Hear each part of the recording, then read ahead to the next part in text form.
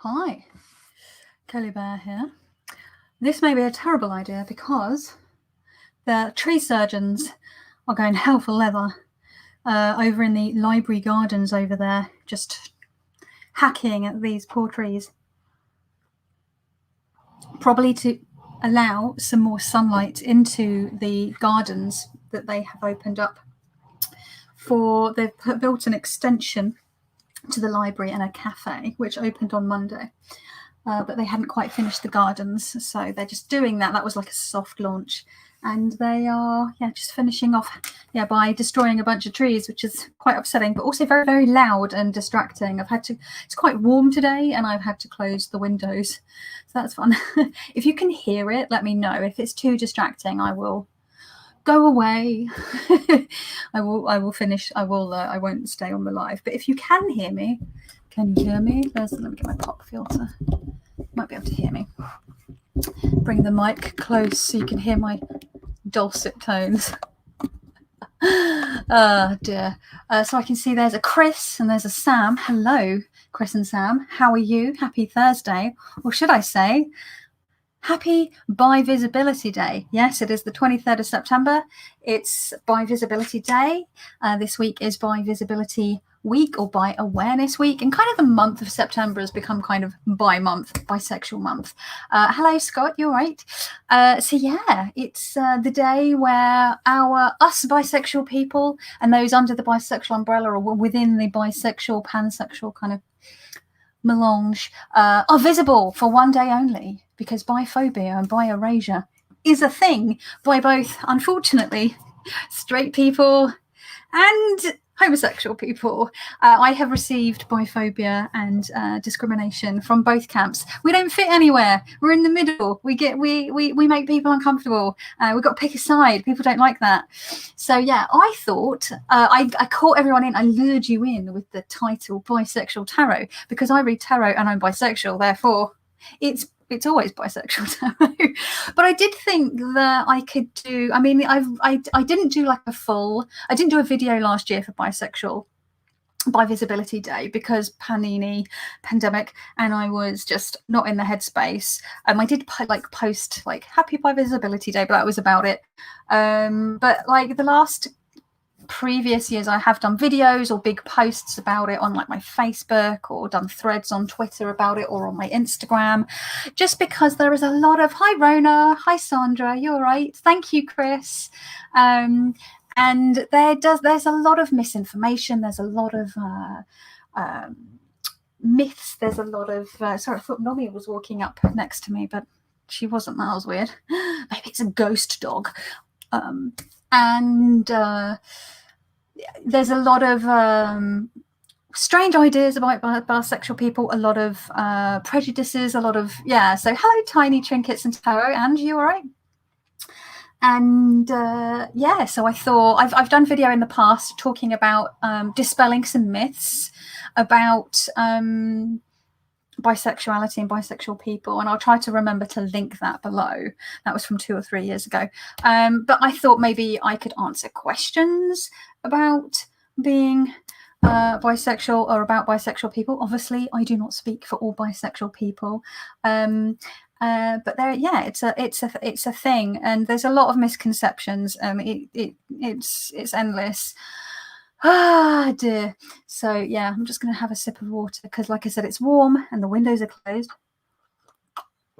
So, but I also pulled out from my box, because I've got all like my spooky dark decks out for spooky season, but I did go into my little storage boxes and pull out some of my sort of queer friendly decks.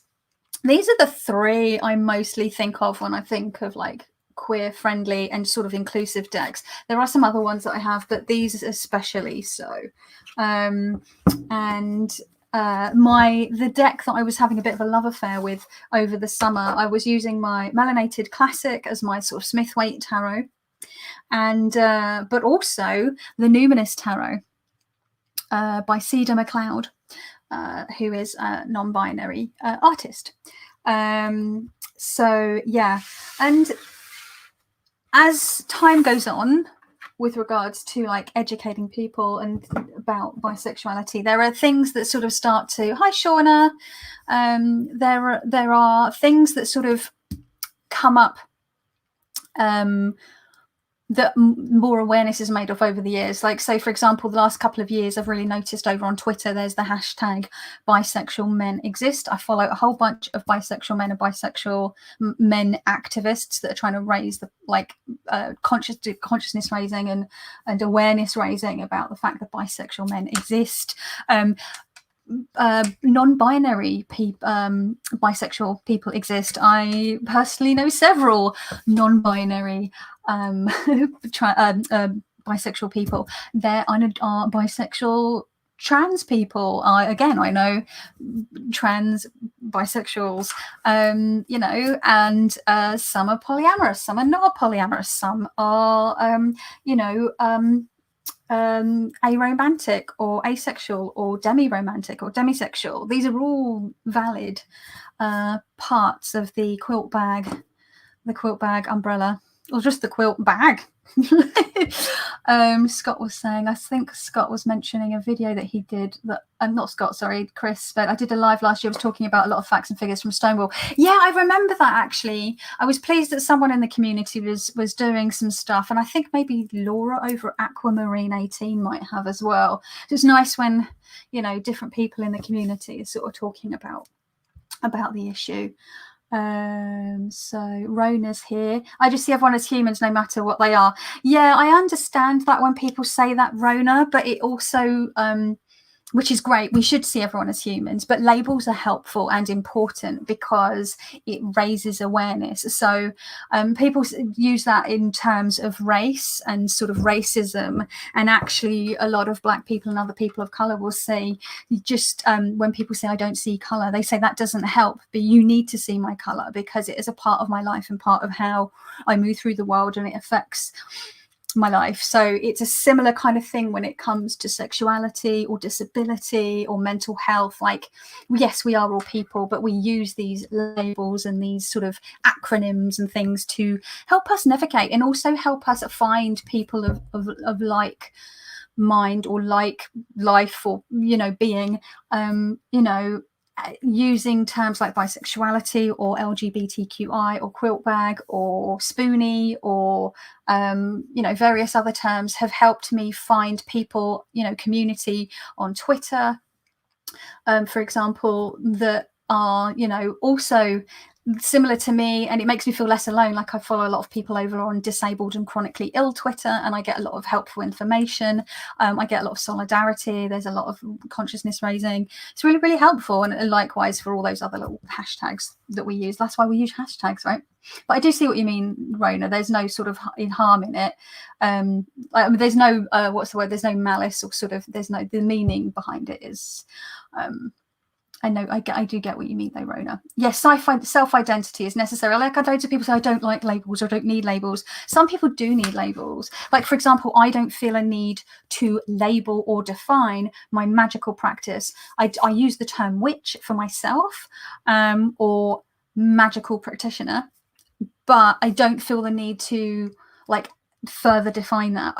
I can pull in elements and say to people, well, I use a lot of plants, sigils, and shoaling sigils and things like that. I might use hi Ellie, you're right.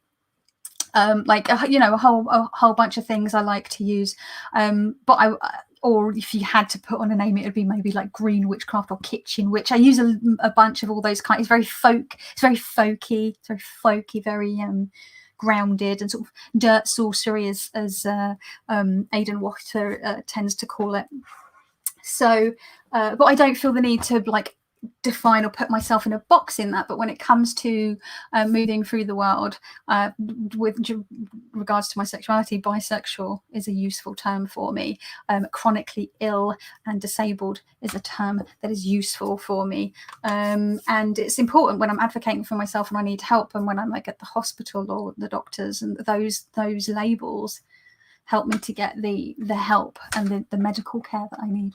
Yeah, I think to strive for equity, not just treat exactly, but giving them the same opportunities. We need to see them for who they are, all their lovely differences. Yeah, I think there's the idea of equality and equity, and they need to work together because they're not the same thing. There's a really great meme where it shows the difference between equality and equity, and you see 3 people, and they're all of different heights, and equality is giving them all, and they're standing in front of a fence and they want to see what's over the fence. One of the people is tall enough to see over the fence and the other 2 people are not.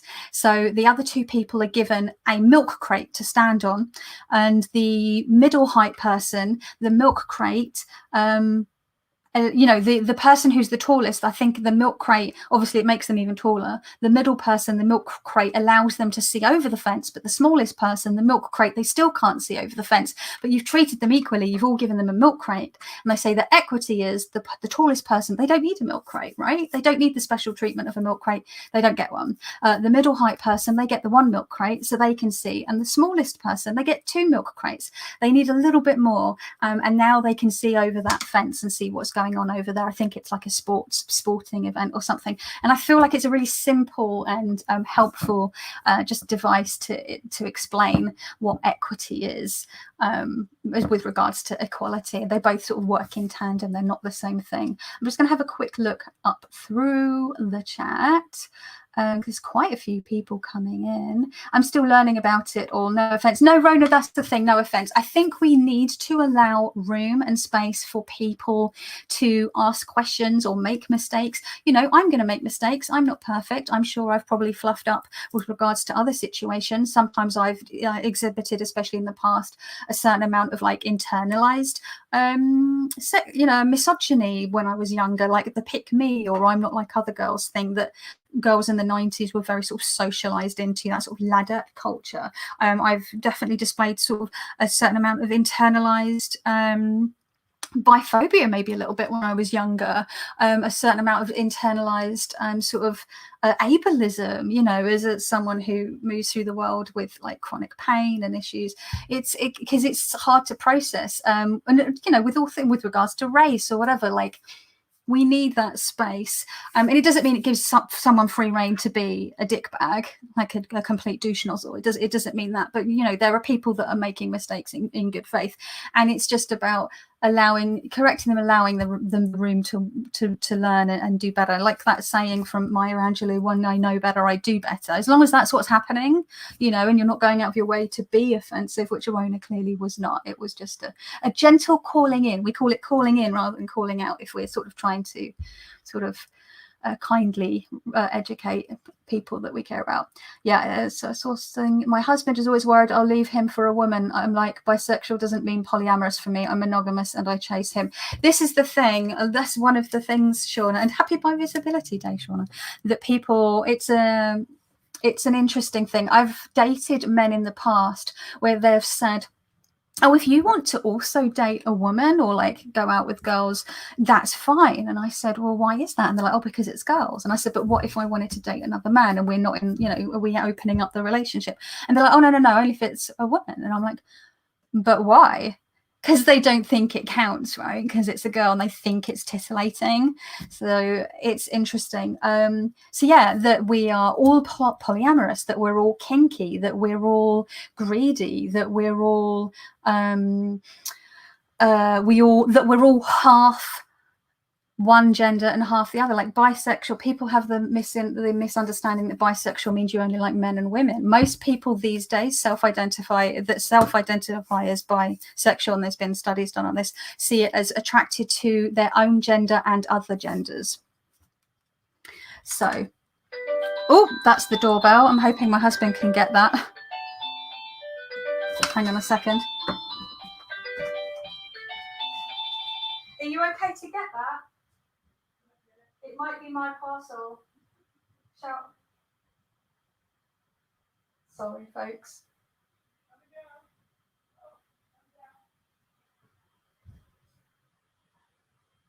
Sorry, I'm live. Sorry, my darling. Sorry, I think it's a parcel for me. I thought it was arriving later in the... Oh, no, it's one. Yeah, they did say after sort of the afternoon. I'm not realising the time.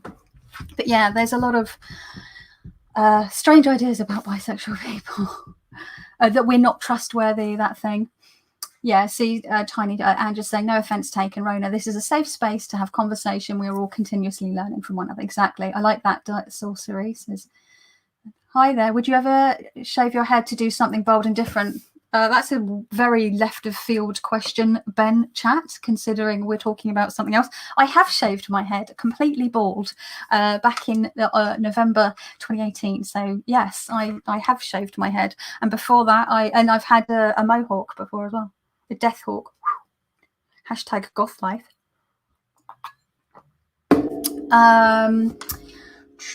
Who remembers my baldy days, hey? Here on YouTube. Hi, Jamie. You all right, my dear? Hi, Justin. You all right? So some more people rolling in. Oh, hey! I was wondering if we'd see you, Robin. Hi, Robin. Good to see you. Glad you could make it. Everyone's just saying hi to everyone. Under the sea, yeah. Effect page you're running. Wow, interesting, Kelly. There's so many myths around bisexual. People used to think homosexuals were all paedophiles too. Yeah, and now there's a similar narrative going on around trans people, which is really disgusting. They're trying to say that, you know, that trans people are unsafe. Transphobia is a really massive problem here in the UK. It's horrendous. I've actually lost friends over their transphobic opinions and views. Like, just no. Sorry, not sorry. Is the doorbell a Little Mermaid tune? Yeah, it's got like 50 or 55 ringtones, and that was the one that we picked because we got a new doorbell. Our old one died. We had literally watched The Little Mermaid the 2 days before the bell arrived. So we were like, well, let's just have this one for a bit. I'll probably change it up. It's got Christmas ones on there. I wonder if it's got spooky ones. I think there's a spooky one. There's got Happy Birthday on there for like birthdays. See Aspasia rising. It is an issue. I've had partners in the past that were also like, you're just gonna. Actually, the partners that I found were worried about me cheating were women, lesbian women. So lesbian women saying, oh, you're just going to leave me for a man, which is, again, like, it's a thing. I've had lesbians say to me, to my face, I don't date bisexual women because they're untrustworthy, or I don't date bisexual women because I don't want to be with a woman who's been near a penis and stuff like that. Like, it's like, oh my goodness. Hi, Rosemary, you're right. Yeah, transphobia in the States is a thing, but it's actually really, really bad here in the UK. Like, that it's way bigger. Like, there was where was it? I think it was a political person, like a member of government in the US. They had attended the Met Gala and they wore an outfit. I can't remember her name, and it was the suffragette colours of the purple, white, and green. And she was talking about the rights of women, and that was and feminism, and the injustices and the feminist fight, and that was a response to the issues going on around abortion and the abortion bill. But if she had worn that here in the UK to an event, it would have had a very different read, because unfortunately the suffragette colours, the suffragette flag colours, have been co-opted by transphobes. And you can spot a transphobe. They sometimes will proudly announce their transphobia on Twitter because they will put the purple, white, and green heart next to their name on their handle on Twitter. And I'm like, right, nope. So at least they're announcing that they're people that I just want to not have anything to do with. So there's that, I guess. Thank you, Sandra. I'm not bi, but I like to be supportive. So Claire's here. Good evening, Claire. There must be something in tarot that draws us, maybe. That, and that we can't sit on chairs properly. So I think you have a trans daughter. Oh, that's great that you're being supportive, Shauna, as well. It's so important. That's so good. I'm so excited to meet so many both. You're not alone. We're here. We're everywhere.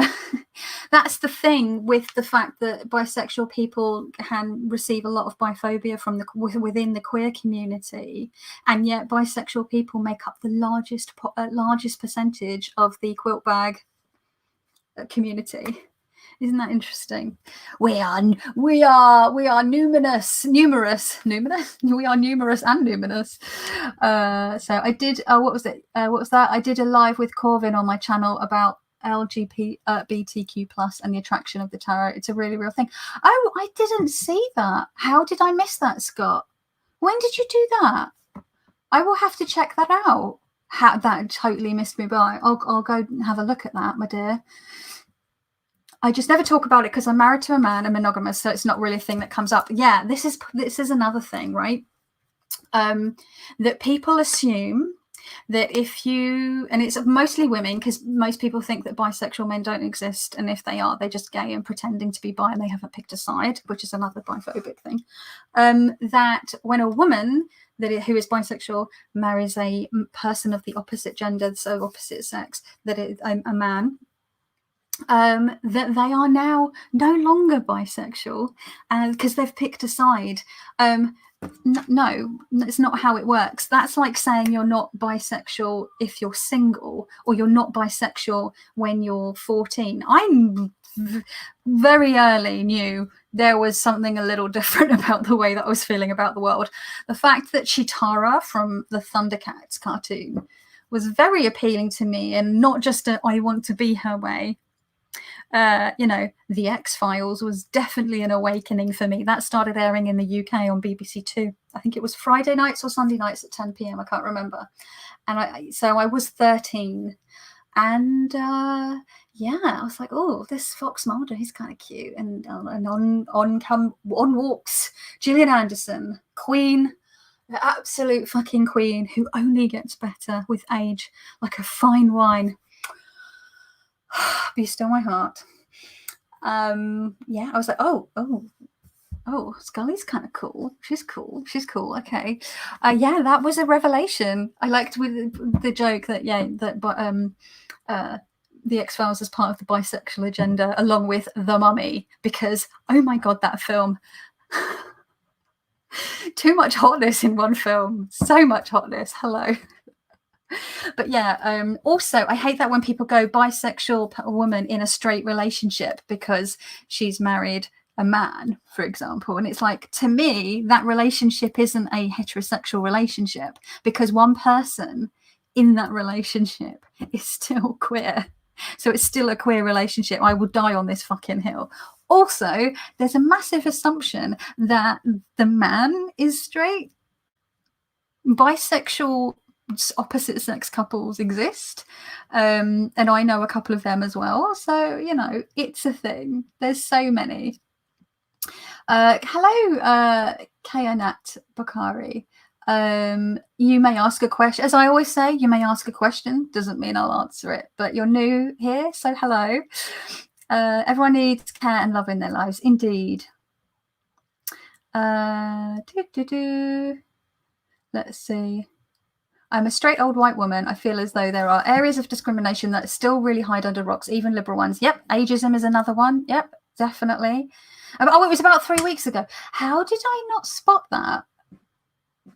Okay, I'll go back and check it. Check it out. That sounds really cool. Justin, David Duchovny, help me. Oh my god, just Fox Mulder. I don't know how Scully put up with him, but yeah. David Duchovny helped us all. It's really weird rewatching the X-Files and being older than both of them in the first few seasons. Oh my god, Gillian Anderson was 24, 25 when she started filming the X-Files. I am 40. And I remember watching it and going, oh, wow, these grown-ups. And now I'm they are children in that. I'm nearly 10 years older than David Duchovny is in the first series. I think he's 31 or 32 in the first series. Oh, my God. This is such an important conversation I don't feel is spoken about enough. Thank you. Yeah, no, it's true. And also I generally don't speak about it. I do mention it on and off in videos, but obviously, you know, and I do talk about it a little bit during Pride Month, but I'm usually just biding my time for September, for our time, where I can just really chat about it. Love this chat. My husband and I both identify as bi, but it comes with a bonus. My husband will soon become my wife. We are very excited. We can't wait till she retires. Right now, he's important. Oh, that's lovely, Song of the Healer. Lovely to hear that. And well done to you for being supportive as well. That's lovely. I don't care to label myself yet. I'm married to a man, but I haven't always been with a man. I am what I am, and I love who I love. Yeah, and that's your prerogative entirely, Jamie, of course. And that's the thing. I think people do get sort of stuck in boxes, and that's why I kind of like bi and pan, because you're not staking your claim anyway, right? Because I think people go, right, I'm straight, and then they get a little uncomfortable if they start to feel feelings for someone maybe of the opposite gender, or maybe they're a little confused because they've met someone who's openly trans and it makes them feel strange, you know, and they're feeling attraction, but they sort of lock themselves in and they sort of fight it. And I think human sexuality is a lot more fluid, you know. And it can shift and change over time, over your lifetime, over years, depending on many factors, your relationships, your health, all sorts of things, your like mental health, or your headspace is. And I've definitely gone through phases where I've definitely been more attracted to maybe women, and then more attracted to men, and you know, so any in between. So, and in between, and of neither, and of their own thing. Because I think also the thing with like non-binary, it's the whole idea is that it is non-binary. It doesn't mean I'm not a man and I'm not a woman. It means I am its own thing. It's not a third gender. And then there's you know, a lot of fluidity within the non-binary as well. A non-binary, agender, some people say NB.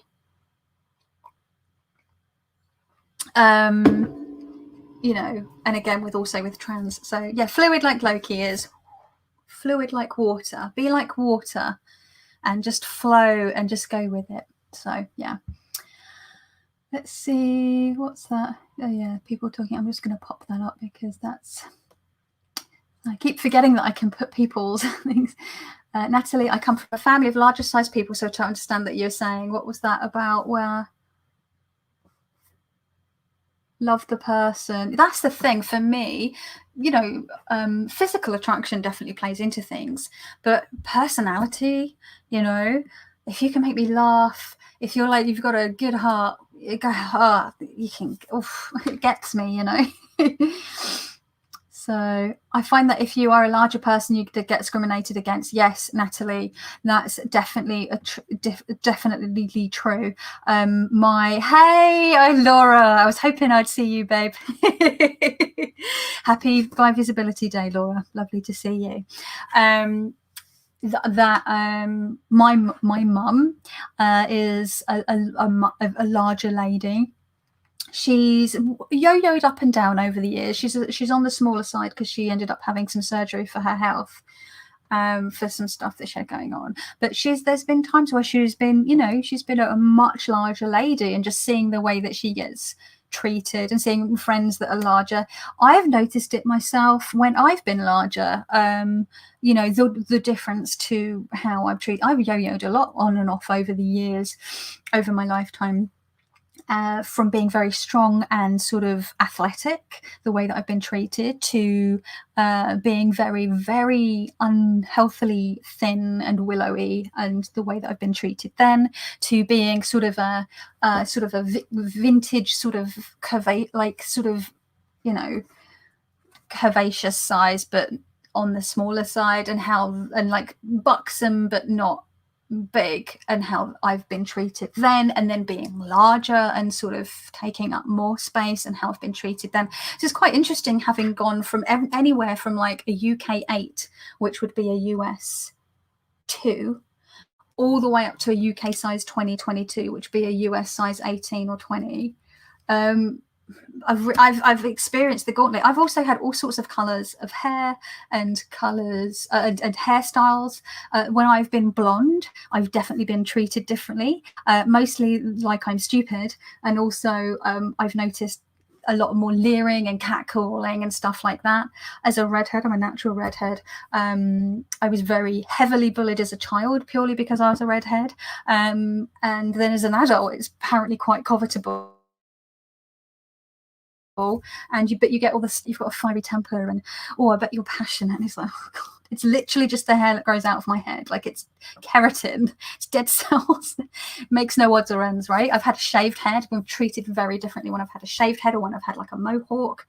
So yeah, it's self-expression. Because I've always worked in fashion and hair and makeup and had the ability and the skills to be a bit of a chameleon, it's allowed me the space to experiment and play and read, and also having been different sizes as well, to gauge, like really find how people treat people, you know, with my tattoos, when, as opposed to like how I get treated when my tattoos are covered and when my tattoos are out, when, you know, when I've got my, you know, I now have I'm still quite heavily pierced, but yeah, as I started to get more piercings, you know, people get changed. Laura says, when I shaved my head, yeah, weird interactions, strangers touching my head. Oh my God, the strangers touching the head thing. I've always had people want to touch my hair, especially when I was a kid, when I had really, really long hair, like really long. I'll have to see if my mum's got like way down long, like I can't even reach to. And people would want to touch my hair. When kids in class, they wanted to braid my hair. They wanted to touch my hair. They wanted to play with my hair. Kids were mean. They would like stick chewing gum in my hair, so bits would have to be cut out. I had girls try and like cut bits of my hair out when walking past. So for the majority of my school life, I ended up having to wear my hair in just one long plait, one long braid, to stop people playing with my hair or trying to like cut it or stick things in it, so that I'd have to have bits cut out. Really like messed up. What is wrong with people? It's so weird that some collective out there decides who they're allowed to bully. Yeah, it's very strange. It's also like, you know, when people talk about, you know, people chasing beauty standards, and, you know, but beauty standards change, right? So at one point in history, a very Rubenesque and voluptuous figure was deemed more beautiful. There was a time when pale skin was deemed more beautiful, and then it became a tanned skin, like sun-tanned, thanks to Nazi Coco Chanel. You know, the petite women, like tiny, like, you know, there was a time when there was the OG supermodels, and it was very sort of Amazon-like women, that Amazon-like was seen as beautiful. And then, you know, like, it's standard, and then it's straight hair, and then it's curly hair, and then it's short hair, and then it's like rainbow hair, and then it just changes, and what's in fashion changes. And as someone who has worked in fashion, and again, hair and makeup, and has training in this, and has studied, you know, costume and fashion history as part of my degree, and as part of my career, as part of my work, and as looking at clothing around the world as well, because the designer that I used to work for was Iranian, and had a collection of extant clothing from around the world, and just seeing it just changes. So I'm very aware. You do you, just you do you, whatever makes you happy. And I know that it can be so difficult, right? Because people have jobs, and there are dress codes, and there are certain expectations, but those are slowly becoming relaxed. I've got a friend who's a teacher, and she's very, very heavily tattooed, and she stopped teaching for a while. But when she was teaching, because she was tattooed up to, she was sleeved, she was tattooed up to here, so she would have to wear long sleeves, or she would wear like a mesh flesh colored thing to cover her tattoos while she was teaching.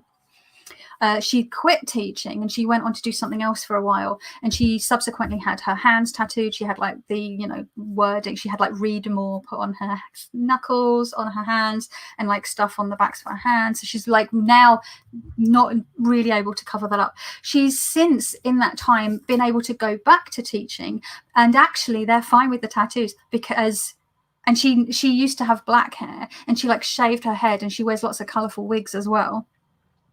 And that is now acceptable. She can have rainbow coloured hair. It doesn't matter. She can have the tattoos and the piercings because people go, oh, well, what will you teach children if they have a teacher that's got tattoos and piercings and bright coloured hair?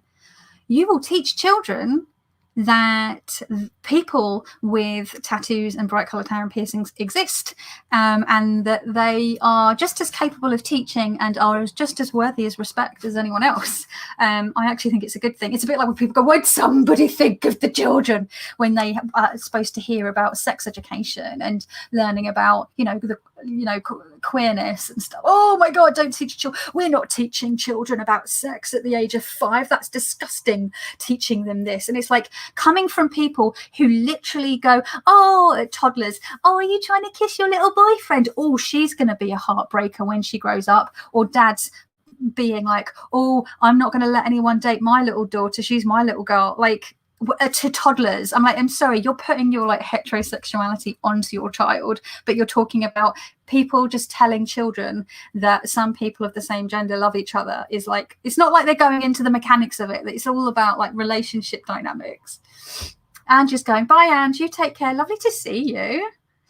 Oh, thank you. I'm so pleased. That means a lot. That's why I'm going live today. So yeah, it's very, very strange. Let's go have another look through the chat and see. Just see if I've missed any. Someone said they were going to ask a question, but then I didn't see the question. Did they ask? I don't know.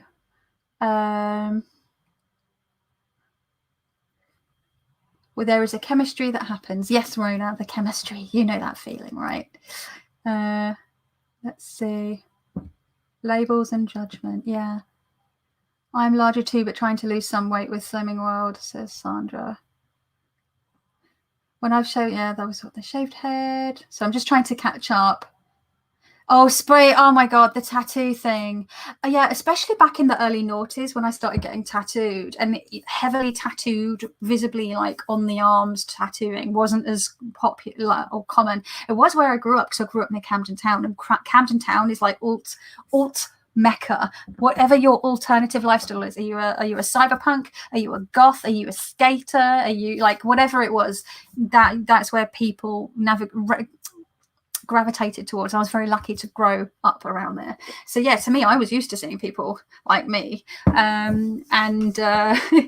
but just in the general, like out in the general wilderness, even in London at the time, people be like wanting to touch and go, oh, it feels like skin. Well, what did you think it was going to feel like? Plastic? I'm sorry, what? Like, and yeah, people would be like, some people would ask first, oh, can I touch your tattoos? And I'd be like, no. And they're like, oh, please. No.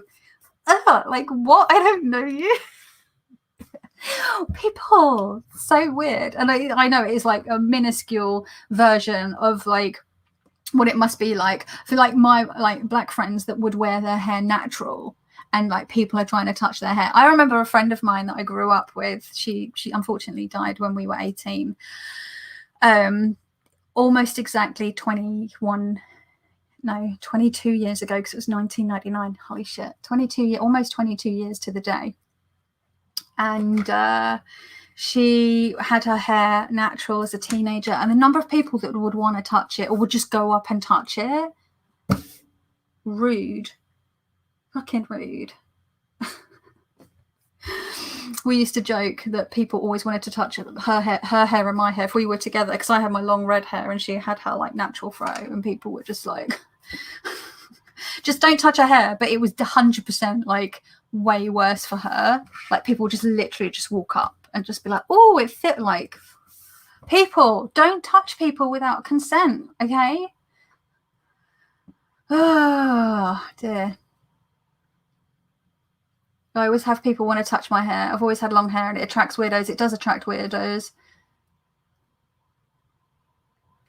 Yeah, Scott, that's definitely a thing as well, because there's a whole like that whole like beefcake like daddy type gay thing, stereotype.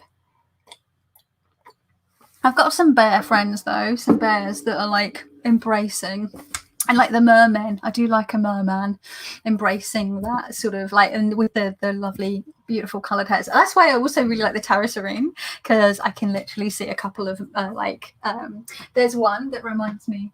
He doesn't have his hair, like his beard or his hair like it anymore, but he did for a while, and it just makes me think of him. Let me see if I can find it. Is this one particular merman? Where is he? So yeah. Where is it? He's got blue hair. It's going to be like the very last. It's going to be the very last card, isn't it? Because Sod's Law. Sod's Law's a thing, people. Oh my god, it is actually going to be the last one. Are you kidding me? I'm going through the entire deck. Where is it? Are you shit you not? Last card. With his long hair and his long blue beard. Yeah, so I'm like, oh hey. Let's see. Oh, Laura, why do people feel like they can touch? When I was pregnant, randos would touch my belly. Yeah, that's another thing that people do, touching pregnant women's bellies. Don't do that. Don't do that. That's weird. Fucking violation of people's personal space. However, I've been talking about 40 minutes. We've gone off topic a bit. Well, I guess it's topic adjacent, maybe, just talking about. Anyway, I was going to look at some tarot cards as well, because you know this is essentially mostly a tarot channel. Yeah, let's see. Well, just catching up with the chat. Yeah, that's hard, Scott. Same with gay guys towards bisexuals. Yep. Honestly, some of the harshest, meanest biphobia I have had directed at me has been from lesbians. I had one woman. It's like, I'm a gold star lesbian. Do you think I'm going to ruin my track record by dating a bisexual woman? I'm like, I'm just on a night out. I just want to dance. I'm just like gauging the thing at like a queer night. There was a fun queer night in Soho in London that was on regularly, and it was like just for lesbians, and obviously bisexual women would rock up as well. But yeah, was it Candy Bar or what was it called? I can't remember. And yeah, I was just like, whoa, okay, I'm just gonna go. Bye. What do you say to her? I got asked that once about the example I was setting with my appearance. Yeah, it's like, you know, but yeah, but that was it. I was saying about like there's definitely those rules are slowly getting relaxed. You know, there are more and more what's the word? Jobs where you can, or careers where you're sort of able to be a bit more, you know, yourself. And I think that's great, you know, even if you have to wear a uniform, what's wrong with having like blue hair? Or like some tattoos, or like a nose ring. Like, people need to get over themselves. I always enjoy your bisexuality chats. Thank you, Rosemary. My company only allowed visible tattoos in the last year, but they've allowed them, and that's amazing, right? Like, see, it's a sea change. It happens very slowly, but it happens. It's happening. My husband just gave me heck for telling people because anybody can see this. It is your identity. Indeed. It's part of who you are. Oh, I'm sorry, babe. Celebrated. Yeah. I like chunky men. My hubby is chunky. Yeah, that's the thing. I've dated all sorts of men and women and non-binary and stuff, trans and people. And I have, hey, Julie, you're right, my love. Again, I think it's, do you know what? I definitely find non-conventionally attractive people attractive. When someone has something a little interesting or intriguing or a little weird about the way they look, I find that so sexy. Like I'm not really drawn to your like Chris Hemsworths of the world. I'm much more into like strange people or like funny people. Like I've mentioned before like how much I fancy Jack Black, and I've literally heard people go, ew, but he's fat. Yeah, and he's hot. You can be fat and hot. Newsflash. You can be fat and sexy. I know, right? You know, Tyler Labine as well. I've mentioned I like Tyler Labine, and people go, oh, he's fat. I noticed he's also sexy. He's fat and sexy. It's fine. Fat isn't a dirty word. Like when I was a bit larger and people would comment in the live chat or underneath my videos, oh, you're fat. Especially if it was a live chat, I'd go, yeah, I am. Guess you've owned me. That's literally like saying, oh, you're short. Yeah, I'm short. I'm 5'2". You got me. You know, and I get it because it was used to hurt people, but reclaiming that, it's like reclaiming the word queer, you know. And there are an older generation of gays and lesbians and bisexual people that feel really uncomfortable with using the word queer because it was a slur, right? I had queer directed at me in the 90s and noughties as a slur. It was definitely a slur, but I've reclaimed it because it was used against me, you know. And should the group that it's levied against choose to reclaim a word, that is fine. Doesn't mean other people get to use it. Like if someone turned around to me and, oh, you fucking queer, that's offensive because they're trying to use it as a bob. But me self-identifying, or me and all my little queer buddies in the little queer neurodivergent like lefty liberal bubble that I live in with all my friends, that's fine. It's okay. We see difference on issues like this. He's a boomer and has lived most of his life in a time when this identity could destroy your life. Yeah, and the only way by us being open about it, I think, and talking about it is and just being out and proud is a way of, like, you know, I've had my head kicked in for not being for being a lesbian because you know, if you're dating a girl and you're holding hands or you kiss a girl in public, that immediately means you're a lesbian, but people don't care. So I've had dyke levied against me as a slur, and had my head kicked in before for you know, being a lesbian. So it is so being out, even in a city like London, not so much, but now. But it does still happen. There was a gay man who was killed in a park only like 2 or 3 weeks ago. It was definitely a homophobic attack. That has increased recently because we've got that right-wing rhetoric that has been circulating with the Tories in the last 10 years.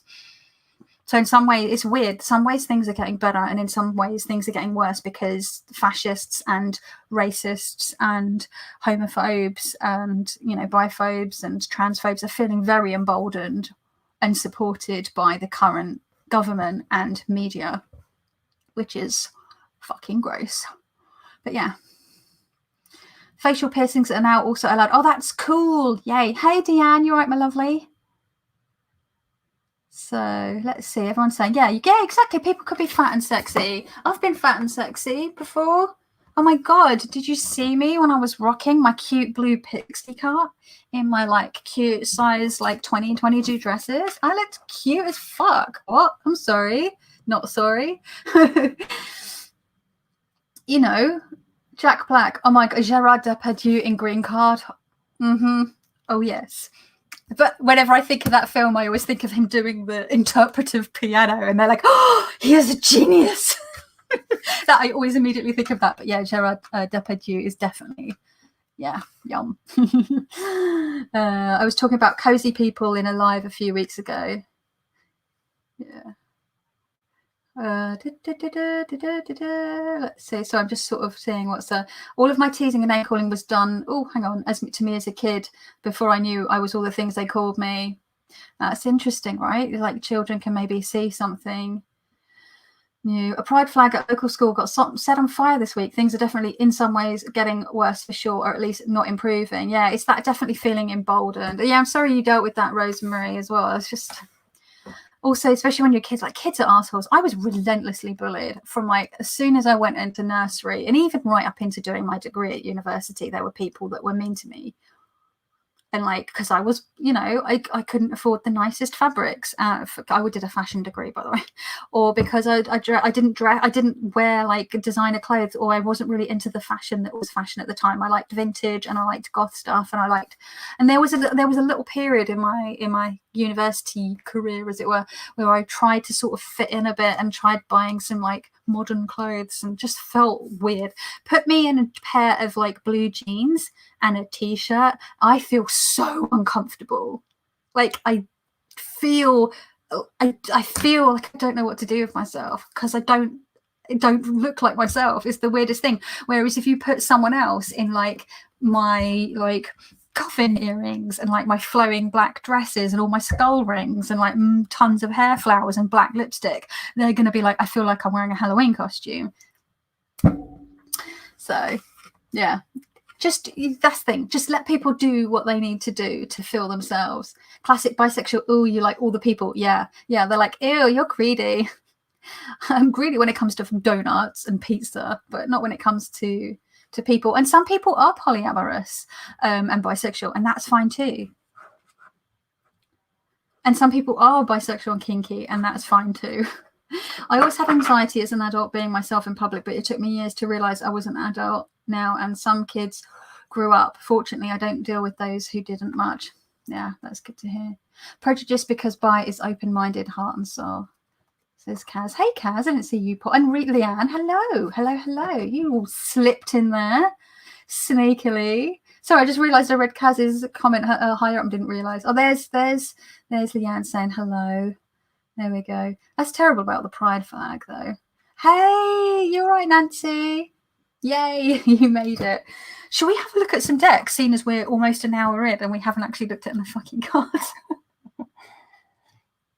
So does anyone who have like the decks that they see as like there's super queer friendly decks and they're like reading for themselves, or it's like a very sort of queer based question, or they're reading for a queer friend?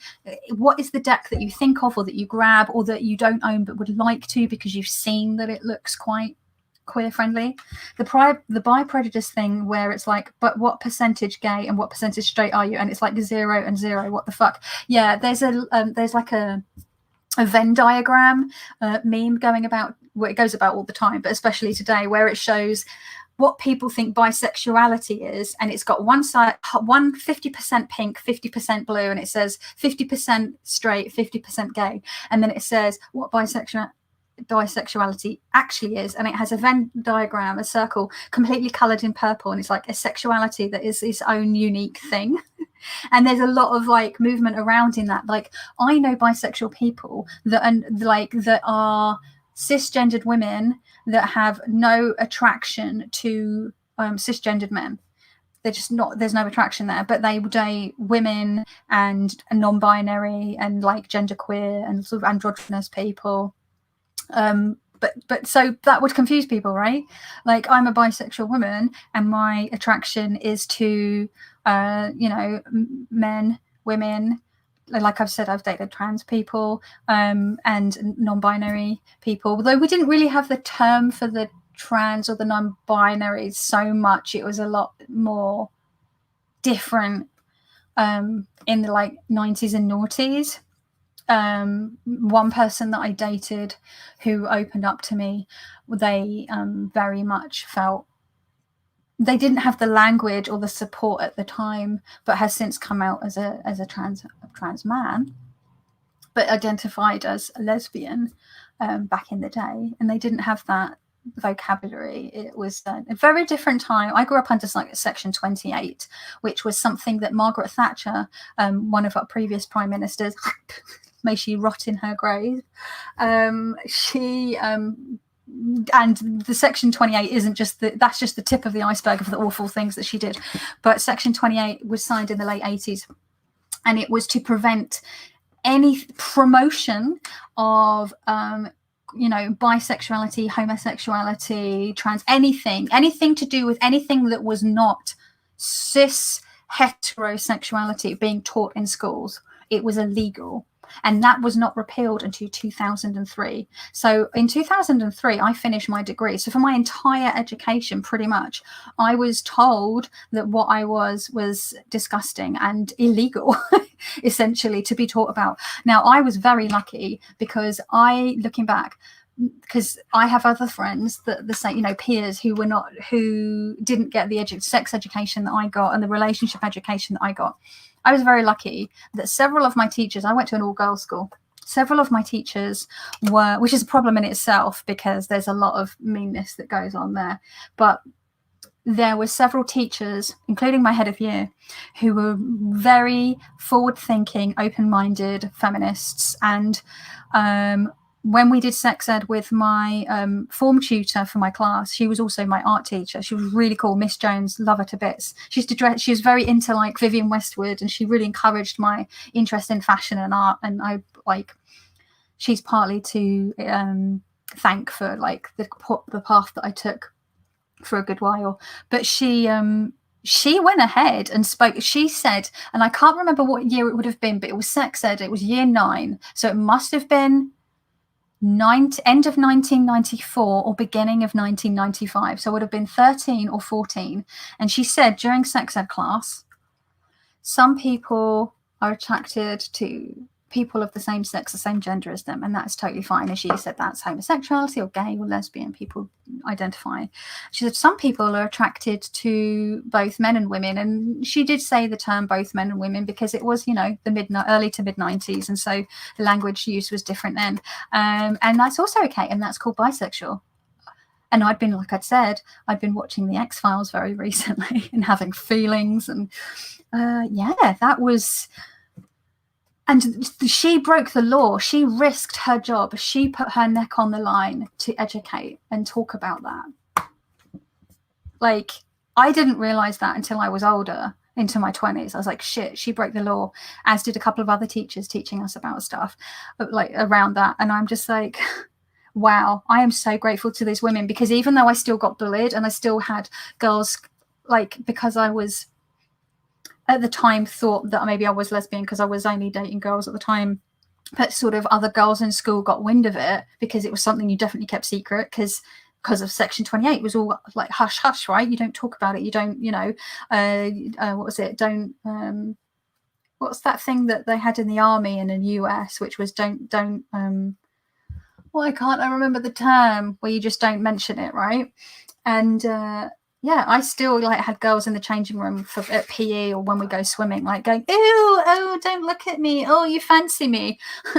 I saw a tweet yesterday where a woman said, my lesbian daughter has had a girl in her class say to her today, this was yesterday, she tweeted it, she said, say to her today, oh my God, you're a lesbian, I guess you fancy me then. And her daughter turned around and went, please, I have standards. I wish I had been that sassy as a kid. I probably would have got my head kicked in afterwards, but like anyway, but like somehow I feel, don't ask, don't tell. Yes, thank you, Rosemary, and Butterfly Love Child, and Laura. I'm just seeing them all coming in now, and Jamie and Scott. Sorry, I heard it in my head, and as soon as I went to say it out loud, I couldn't remember what it was. So yeah, just really, really funny that I got, my brain just can't, like, it hears, I heard it in my head, and then my brain, it's funny that my mouth couldn't say it. Not that it's don't ask, don't tell, it's funny. It's just funny how my brain works. I mean, Laurie, hello, how are you, my dear? I must say, I did love my art teacher in primary too. She was so colourful, smelt gorgeous. This was 1962. Coincidence, I dreamed last night I was bisexual, says Laurie. I went to Catholic school, needless to say. I did not have much affirmation from my teachers. Oh, goodness, I can imagine. I will have to compose my Bi Visibility Day Insta post. I doubt I'll make a video this year, but we'll see. Yeah, I did a little post last year, I think, but not a video, but this year it's the other way. But you did a video last year, I think I remember. Didn't you, Laura? People are talking about their decks that they find that are queer friendly. So let's see. Hey, I'm by myself, says Joe. I just joined the chat and it seemed like a great chat. Hey, Joe, welcome. Happy Bi Visibility Day to you, and lovely to have you here. I like the Blood Moon Tarot, says Shauna. So that I've not had a huge look at that, but you're saying that that feels very queer friendly to you. Oddly, the Modern Love Tarot would be one. Oh, that's interesting, Rosemary. I wouldn't have thought that. Rosemary's, I'm waiting for the second edition of that one, says Shauna. Kelly Bear, that sounds pan-romantic and pansexual. What sounds pan-romantic and pansexual? No, I self-identify as bisexual because, again, this is part of the bi-erasure thing, because people will say, no, you're pansexual, you're not bisexual. And as someone who grew up with the language of bisexual in the 90s and early noughties, for me, bisexual is an important label to claim and to use. I'm happy to use pansexual as well, but I tend to just opt for bisexual because there is a bit of a difference. It depends on the definitions that you use. But like I said, most bisexuals these days will say that it identifies as your own gender and people of other genders, hence the bi bit there. It's sort of evolved, the meaning, as it were. But yeah, I claim bisexual. I've actually had an issue with finding a tarot deck that I could truly identify with as a gay man. There are some attempts out there, but I just never identified for the most part with them. Oh, I'm sorry to hear that, Scott. I hope you find the deck that you are looking for. Oh, that was a bit Jedi. These are not the decks you're looking for. Let's see. Doop, doop, doop. Poor Laurie is tired. Oh. My dad was in the military, and my life from 0 to 31 was all about don't ask, don't tell. Oh, I'm sorry, Jamie. Yeah, I thought you did a video last year, and I was like, oh, I'm so relieved that someone's doing something in the community. I'm sure there's loads of other little pockets of tarot tube, but obviously my corner that I'm aware of. And Scott said that he's done one with Corvin, our lovely Corvin, 2 or 3 weeks ago, which I'm going to go have a look at. Yeah, see, bisexual is defined as attraction to more than one gender. It's not binary. Yeah, thank you, Laura. Let's pop that in there. Oh my God. I don't think we had laws against it, but I never really encountered non-traditional sexuality till I went to work in the theatre in my 20s. Oh, darling, fabulous. Yeah, I've been around theatre folks and cabaret and burlesque. I used to perform burlesque. Yeah, and actually I was watching something recently with my husband. I can't remember what it was. Or maybe I saw something online and I was like, isn't it interesting that so many queer people gravitate towards the theatre and cabaret and burlesque? There's obviously something there. First of all, because we're all a bit extra a lot of the time, but that's obviously making a sweeping generalisation, and I do it in jest because we're not all the same, obviously. But I definitely think that outlier and creativity and that sort of otherness definitely sort of contributes to needing an avenue of self-expression, right, and finding your own family. And theatre, like being involved in theatre and cabaret and burlesque, it's very much its own family. It's very it becomes your own found family, right? Thank you, Laurie. The lipstick I'm wearing today is Sugar Pills Truth or Dare. Don't think you see that. It's their liquid lipsticks. These are my favorites. They smell like a creamsicle, and they're really, really good. I find they have the best lasting ability of a liquid lipstick. So I've got 4 of these at the moment. All the ones in my kit, my professional makeup kit, I'm gonna have to throw away. I had like nearly every color, and apart from some of the weirder ones, depending, but like they're all dried out and I can't use them. They're out of date, and they're gonna have to go.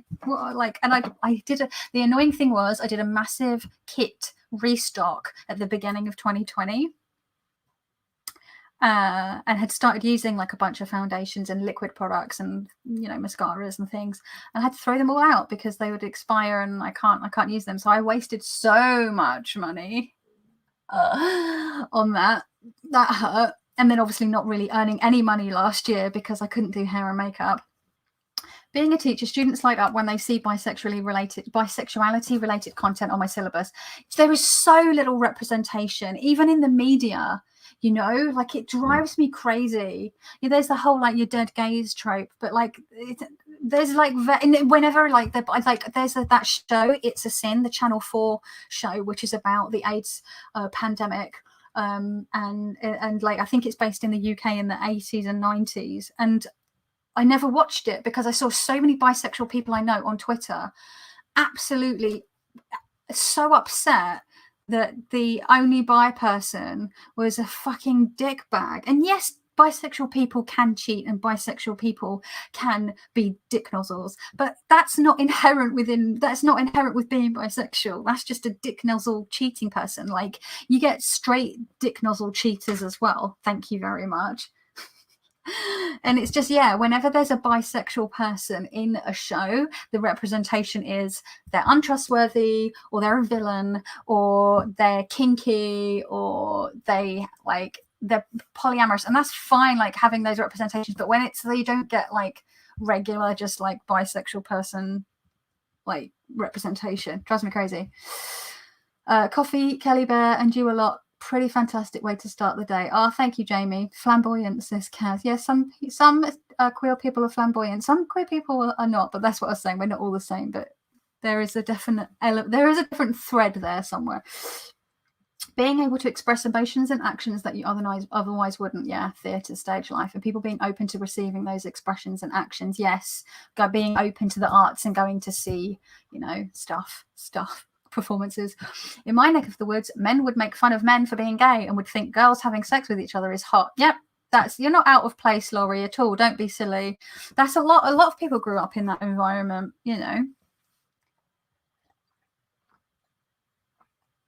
But we can do it anyway. Now it's been an hour and 5 minutes and we've not looked at cards. Let's look at some cards, and then I'll try and sort of wrap this up, because it's becoming a very rambly rambly mess. Oh, I'm sorry that happened to you as well, Deanne. Oh my God, it's a thing. So anyway, I love this Numinous Tarot by Cedar McLeod. There's been a reprinting on less glossy stock this time. I think it's been reprinted on stock that matches the thread-bound oracle, which I would also love. And it's I would say this and the Next World Tarot are like my most inclusive decks. And I would say this is the most inclusive, diverse deck I own, because it completely does away with gendered titling and language, including in the book, which is excellent, by the way. And I love it. I see the people that I know and people in my environment, in my community, represented in this. And it's created by a trans person, and they did a bit of sort of sensitivity reading, as it were, by consulting people in marginalized communities that they were not a member of, in order to make sure that they were representing people correctly or fairly, or in a positive light within the deck, and not making any boo-boos, which I think is really great. This is the thing, when people go, artists just create whatever art they want and not just have to be forced to do diversity. Yeah, but also, and people are like, how do people know if they're from a different community and they're depicting people from a different community in their deck? They might be offensive. And it's like, well, the book community, the publishing community, has a thing called sensitivity readers, where like, I've got a friend, I've got loads of friends that are authors, but a friend who very recently hired a sensitivity reader. She paid to have a sensitivity reader because she's self-publishing for her book, because I think she was writing about trans characters, and she's not trans, and she wanted to make sure that she was doing a good job. That's important. So I think we can have sensitivity readers for tarot, maybe. I don't know. It's about being willing to pick up that gauntlet and be like, I'm up and open to the challenge of like doing this. So, but yeah, I love this deck. So I say bisexual tarot, but this is queer. This literally looks like someone I know. I think I've said that before. This looks like someone I know. There's so many people I know in this deck. It's amazing. You get a real mix of gender expression, age, size, ability, belief systems. You see people with headscarves. You see people that look, from different ethnicities. Here we go, different abilities. Oh, it's such a good, and it's so colourful and fun. So everything's been renamed. Everything has been renamed. I love this one so much. It's one of my favorite cards, the Mystic of Vials. Oh, what's to love? I love. Gorgeous, gorgeous. And I love that the strength card is with a bear for obvious reasons. The Emperor is now called the Founder. Look at her. And I love the Lovers. This is one of my favourite Lovers cards. I think this is meant to be Cedar themselves. See, Creator of Tomes. I think this is Cedar themselves. Like you have different, like it's just joy in a deck, and it's so supportive. And you know, yes, it's colourful, and the artwork's not going to be for everyone, but it's definitely for me. I do, and you know, I have quite an eclectic taste of tarot decks. I really enjoy the colourfulness of this one, and then I really enjoy like the dark moodiness of some of my other decks, or the sort of historical, sort of old school vibes of like maybe my Smith-Waite tarot or one of my Marseille like reproductions. You know, where's this Lovers card? Let's see. Again, this looks like someone I know. I literally can see everyone that I play D&D with in this deck as well. Let me see if I can find the Lovers. Again, more, you know, and it's not just like one card with disability and one card with a person of colour in, and one card that's like, you know, it's a mixture. It's a real, like, it's actually, it's not paying lip service. It's not tokenism. Look at this Lovers card. Look at that. This makes, I call this the Sense8 card. I haven't finished watching that show. No spoilers, please. I've only watched the first season because I watched the first season and then it went off all the streaming services that I'm on. I'm like, oh, well, that was crap. And it's come back on Netflix. So I want to finish it, but I'm waiting till the end of spooky season because I want to watch all my spooky stuff. And then I'm going to start watching season 2 of Sense8. But yeah, like that's the Sense8 card. For those of you that watch the show, you know what I mean, right? Does that make sense? I love this Fool of the dive into the waters below and the storm in the background, but there's also this rainbow. Oh, this deck. Who else has this deck, and what do you think about it? What is the guidebook for the Numinous, says Rosemary. The guidebook is here. It comes with the deck, and I believe the reprinting, Rosemary, it has...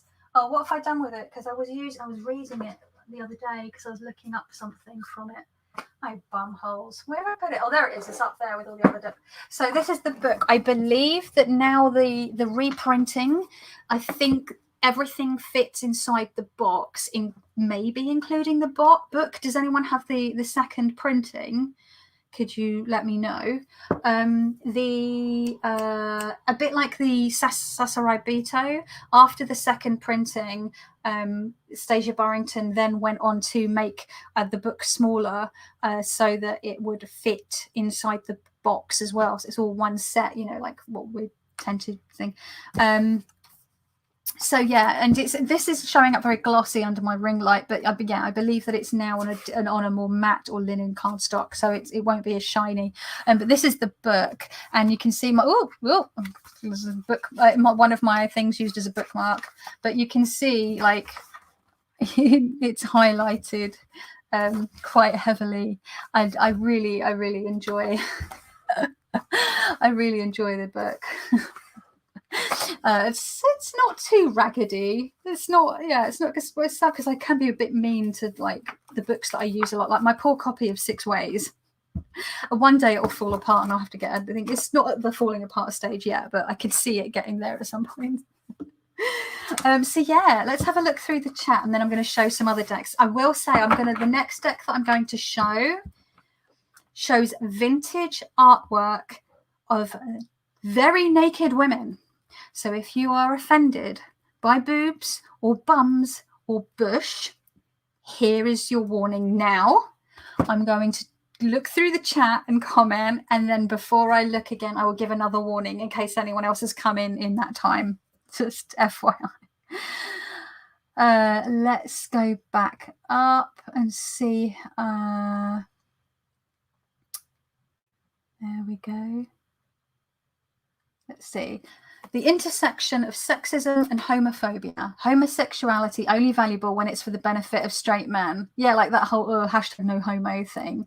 And yet, straight men doing the gayest things, like have you seen wrestling, like boys wrestling in high school, or like football or rugby, where they're all like, and then they're in the showers naked in the changing rooms and like smacking each other on the butt with like towels? I'm like, you're repressed. You need to like because they're not allowed. Like, it harms. Homophobia, biphobia hurts men, just like patriarchy hurts men, right? When like when some men will only bring up the statistics around men's mental health and stuff like that on like International Women's Day, and you don't see them saying anything about it with regards to men's International Men's Day, which I believe is the 19th of November. Yes, you do have a day too, men, just in case you were wondering when is International Men's Day. I'm like, well, clearly you don't know. I fucking know. I'm not saying you, I'm just mean any men, the proverbial man that's like about it. If you're only ever bringing up men's suicide rates and men's mental health issues and domestic violence towards men in relation to women's issues, you don't care about women's issues. You just want to like, you don't care about men's issues. You just want to like shit on women's issues. Like, if you cared about it, you would mention it all the time. You know what I mean? In relation, does that make sense? Most of you all know what I'm talking about, right? You've probably experienced it. Choosing a creative life to begin with means you're going against the normal life. That's true, because you know what? That's what I was trying to get at actually when I was talking about jobs where you can't always express yourself, but it is getting better, because I'm very lucky. And I'm aware of that in the sense that I've always had creative careers. I went into the fashion industry, and depending on where I had ended up working, there might have been a bit of like, oh, you can't dress like that. But I went and worked for a designer. It was all very, I wasn't customer facing for the most part. I worked in the workroom, in the studio, the atelier, whatever you want to call it. And it didn't matter what I dressed like. I still looked quite different. Lots of people looked very fashionable. I just probably looked a bit weird, but no one cares. Like, my friends that still work in the fashion industry, the ones that are like working as pattern cutters for various designers, or those that work at like McQueen or Westwood, like, no one cares. I mean, people care because they care what you're wearing because it's fashion, darling. But like, if you're going to walk in with like a blue mohawk or like a tattoo on your chest, no one gives a shit. Like, they'll be like, oh, that's cool. You know what I mean? And then I went in and I did hair and makeup. I retrained, and I did that for a decade. And again, people almost expect you to be a little strange. I've rocked up to locations for photo shoots before, or video shoots, and without skipping a beat, the shoot director or someone else on the team that I haven't met yet, for example, will be like, oh, are you the makeup artist? Because you can spot us, right? You'll always spot us amongst like the people that are there to do like lighting and runners and people like that. So yeah, I really have to say the fluidity of sexuality and gender is so beautiful. My son's generation, he's 13, and his friends are so matter of fact. I love them all. Joe, do you know what? I agree. You know what? Sometimes the kids are all right, and there is a certain like generation that are coming up at the moment, and it's great to see, and I hope that continues. I have the original of this deck, love it, and the next world, it says Sandra. Yeah, Shauna, the Numinous is wonderful. Numinous and Fifth Spirit are my favourites. Yeah, Jamie, do you know what? I have hummed and hard on the Fifth Spirit because Beth over at Little Red Tarot stocks it. But I'm just wondering if that itch has been scratched by some of the other decks that I have. But then part of me is like, I want to support all the like queer decks. It's really tricky, but I'm a woman of limited means, and I am trying to reduce my collection rather than expand it, but we'll see. Fifth Spirit is one I really wanted but never got. Oh, is it out of print now? Is it not available, Deanne? Next World holds a special place for me, says Joe. Shauna says that her kids are much more open and accepting. I did look at the Fifth Spirit but never pressed the buy button on it. Is it sold out now? Oh, maybe I missed a vote on that. It doesn't matter then. It's gone. Tarot is about human archetypes, right? But there's no sex card per se. Weaving sexuality into reading the human experience seems important, says Nancy. Next World, I'd say, is the deck that looks most like Community and Friends. Yeah, I would say like these two decks. There's definitely. Oh, that's gone the wrong way. What's happened? I see people that I know for sure in this deck. I feel like this has a little bit more of a fantastical element to it. The next world feels it's like an anarcho post-apocalyptic sort of world. So it's very much more rooted within, this has like very like down to earth real world stuff, but then quite some fantastical D&D-esque even, and maybe that's also why I like it, because there's some characters in here where I'm like, well, that's clearly Gilmore from Gilmore's Glorious Goods in his apothecary or whatever, for those of you that watch Critical Role will know what I'm talking about there. Thank you, Laura, for letting Scott know what the deck was called. To see yourself represented in something you use every day is important. Yeah, Superlunarius is another like that. Did I see someone, I think maybe Rosemary mentioned the deck as well, the Fyodor Pavlov Tarot, the Pavlov Tarot. They are putting another sale up at the end of this month, I believe, or maybe it's next month, of another 100 decks. And I think that might be the last drop, but it's been picked up by US Games, and they did put a thing out on their Instagram saying that they don't think any of the artwork's will be changed. So I'm like, well, if that's the case, I might pick up the mass market version, because I'm seeing quite a few creators having their their decks picked up by mass market. So that's what we wanted, right? As long as they're getting the pay for it. I love many types of styles of decks, possibly a weakness. Not a weakness. It's like saying, it's like only liking one kind of food, which some people, neurologically divergent people, do have like one type of food that I'll eat, and that's fine. But like a lot of us usually prefer a variety of food, or that you only, like I love horror films, right? But I don't only watch horror films. I also watch other kinds of films as well. Or like you only like I really like, OG goth music, or what will be classed as OG goth music in 80s dark wave and synthwave. But I also listen, like I was listening to Montero yesterday, which is a fucking amazing album, and actually very pertinent to this, because Lil Nas X is like doing some important work. He did step in it a little bit a couple of weeks ago with regards to the whole like pregnancy thing, and some people saying that it was offensive, and some trans people saying they didn't find it offensive, and that's not for me to comment on. But I think for the most part, he's doing some really great stuff with regards to raising awareness for Black gay men, and just being so unashamedly fucking queer in your face. Like, it's amazing, his videos. But that album is so good, and there's some really unexpected stuff on there. There's a song called Locked in the Citadel, which is really, you wouldn't necessarily expect. There's a song called Void, which has a real like spooky thing. There's some like grungy sounding stuff. Like, go check it out if you haven't. Like, it's really good. So I haven't finished Sense8 either. I watched a few episodes but got emotionally overwhelmed. Yeah, it's a lot, right, Laura? Like, it's but also like so sexy. Butterfly Love Child, hello. You have both versions of the Numinous, are you saying? Does the book fit inside the box for the new printing?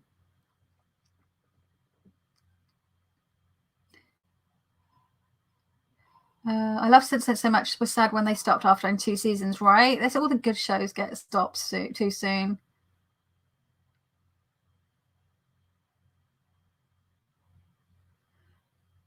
Yeah, the bush and pubes are great. Yeah. Body hair, indeed. I don't want to look like a prepubescent girl. When you see men on Twitter going, oh, if a woman doesn't have a shaved pussy, and I'm not interested. And it's like, wow, there's like a red flag. Like, you're refusing to date a woman. Refuse, like, flat out, you hate it when there's hair there. Way to call yourself out there, mate. Gotta go. Start of my day outside the house. Thanks for this discussion, Kelly, and everybody. Bye, Spacia Rising. Lovely to see you. Sorry, Beth. I'm really bad with like linking people's names to their handles sometimes. My memory is really bad at the moment as well. I keep saying that, but it's true. The brain fog. Oh God. Fifth Spirit is cool because it's diverse and inclusive, and also has almost pit like minders. Yeah, see, it was the pit like minders where I was like, ooh, because I'm more of a pit reader generally these days, says the woman that spent a massive chunk of time this summer using the Melanated Classic and the Numinous, neither of which are pit based. Have to go, guys. Brilliant chat, Kelly. Bye, Sandra. Probably left a while ago. Yeah, 3 minutes ago. When you make a D&D character, is it all done by Dice Rolls. Yeah, it's kind of by Dice Rolls. Or you can get D&D Beyond, which is the online app website thing. You can also get them to roll a character for you. But yeah, it's Dice Rolls, and then you assign your stats from what you've rolled. It's I find it a bit mind-bending. I'm not great with it. I usually have to get help with it from my friends, but yeah, still getting the hang of it. And Melodic, hello. I love the Women in Feudals deck. They are so beautifully drawn. They are lush, and that makes me happy. Yeah, there's a real sort of Art Nouveau-esque feel to that deck.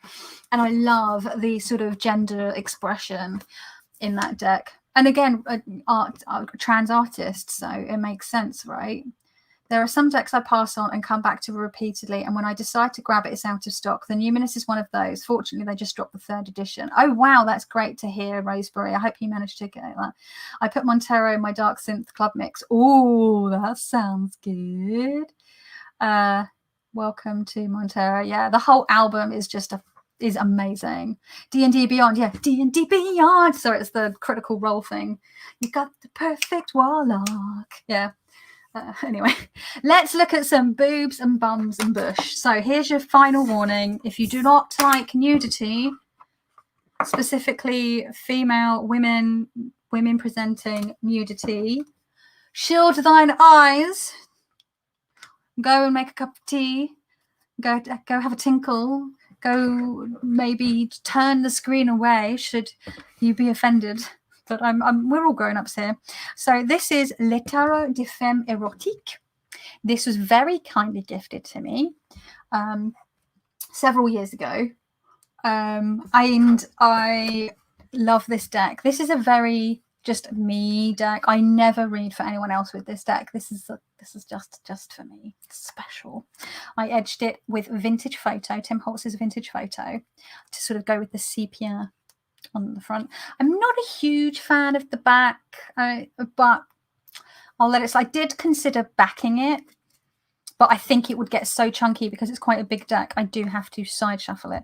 Now this, they do change the names of a bunch of the cards. So let's see, we have Strength. Can I stop this being quite so shiny? Let's see. Why is it? Oh, do you know what? It's the shine from the actual screen. Hope that helps. So we have the Strength card, and she is feeding a swan against this like painted backdrop. And a lot of this, I feel like, is like end of 19th century, early 20th century. And you know what? The thing about vintage porn, whether it's photography or film, everyone looks like they're having a really great time. It's a real... There's obviously there was probably some exploitation going on because, you know, sex workers is unfortunately something that is contended in, like, you know, sex work. But also I do feel there was a lot more consent and joy because you can just see it. You can just see it in their faces, you know. So let's see. We can find some of these. So this is the Four of Pentacles, miserliness. And she's got this is very 1920s. I can tell by her hair. And she's got a pearl necklace on, and she is just sort of holding on, clutching her pearls, holding on to her wealth. So you see, it's really clever. Be aware, the devil, feeling up her own boobs. I mean, boobs are great. I love boobs. I really do love boobs. When people go, are you like a bum person or a boob person or a leg person? I do quite like a juicy bum, but oh, good pair of boobs. Oh, dear. Just some of it's so sweet, right? So we have the Eight of Pentacles and it's apprenticeships. You know, this is funny because this goes against, I always say I don't like keywords, and yet two of the decks I'm going to that I'm showing you today have keywords on them. It's all live, you know what I mean? Like with certain exceptions. Like I don't mind the keywords on the Thoth tarot that I've got. I was like, I'm definitely going to trim this because I can't with the keywords. I have not trimmed it. That's why I bought the giant version, because like if I trim it, then the artwork will still be a decent size. It won't be like doing my eyes in. And I'm like, no. And I needed the titles on originally because I'm learning the system and learning to know the cards by like that I can remember them. Like I can literally picture every single card from the Smith Waite, for example. I can conjure that up, right? But like I can't do that with the Thoth yet. But I was like, yeah, once I've learned it, I'll trim the borders off. I don't want to trim the borders off now. I don't mind the keywords. So with exceptions, right? I used to say I hate borders, but actually I don't hate borders. Again, it's dependent on the deck. Anyway, this is the 8 of Pentacles, and we've got apprenticeship here. And it's like woman with like a teasmade little thing on. And I feel like these are, I mean, her room's quite fancy. So maybe it's a lady and her maid, and she's got like a little toy cat. And the lady is reading to her. She's reading her like a story. Just sapphics, just having a good old time. Hey, Joe, you're right. And some of them are just like, I'm just hanging out by the side with my boobs out. Obviously, it's got like a very Grecian vibe to it. And that's the 9. That's the 9 of Pentacles, and she's got solitary creativity, which is an interesting interpretation. But obviously, can you see how it ties in with the 9 of Pentacles, with her beautiful garden with her vineyard behind her. So we've got the 3 of Wands. See these lovely ladies having a grand old time. Trying to look at their hair, I would say anywhere between, I'd say this is early 20th century, so I'd say maybe into maybe the late 1900s, early 10s. I can go by their hair. There's a good thing about being a specialist in vintage hair and makeup is that I'm generally can spot the era. Let's find some other ones. Lots of Grecian-inspired sort of tableaus. So I'll just try and find... Oh, she rides with the wind. Gorgeous. This one's obviously 20s. She's got her stockings rolled to her knees. It makes me think of that song from the whatchamacallit. Oh, what are they called? Oh, I can't remember the name of the band. It's an old band. The Bonzo Doodog band, is it? If shorts get any if skirts get any shorter, said the flapper with a sob, I'll have what was it? Oh no, what's the saying? Bye, Laurie. If skirts get any shorter, I'll have 2 more. Oh, that was it. That's it. If skirts get any shorter, said the flapper with a sob, I'll have 2 more cheeks to rouge and a lot more hair to bob. Oh. This is a this is the world card. I really love this as the world card, but I'm just a very up close crotch bush shot coming up, just FYI.